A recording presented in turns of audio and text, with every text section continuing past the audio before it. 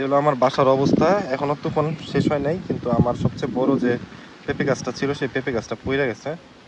এই যে পাশের ক্ষেতে পড়ে গেছে, একদম ভাঙিয়া পড়ে গেছে।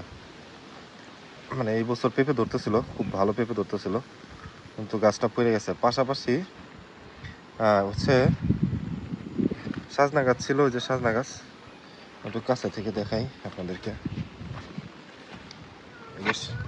এই যে সাজনা গাছ, সাজনা গাছটা ভেঙে গেছে, যে নিচে পড়ে গেছে।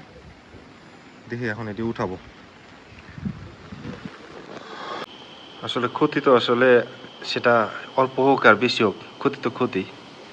মানে আমার দেখেন, একটা পেঁপে গাছ কয়েকটা ছিল, তার ভিতরে একটা বড় পেঁপে গাছ ছিল ঠিক এই জায়গাটা, এই যে এইখানে।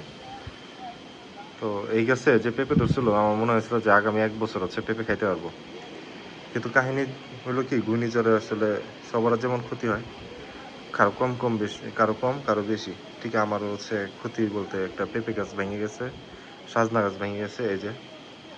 তো যাক, আসলে আমার তো আসলে মানে দক্ষিণবঙ্গের যে সাইডটা, যেমন ভোলা, পটুয়াখালী, ওইসব অঞ্চল, বরিশাল যে অঞ্চলগুলো, সেই সব অঞ্চলে কিন্তু মানে খুবই খারাপ অবস্থা। তো সবাই সবার জন্য দোয়া করবেন, যাতে মানুষ হেফাজতে থাকে, ভালো থাকে। আর ঘূর্ণিঝড় প্রায় শেষের দিকে, মানে বৃষ্টিও কমে আসতেছে, তুফানও কমে আসতেছে। সবাই ভালো থাকুক, সুস্থ থাকুক, এটাই কামনা করি। আল্লাহ হাফেজ।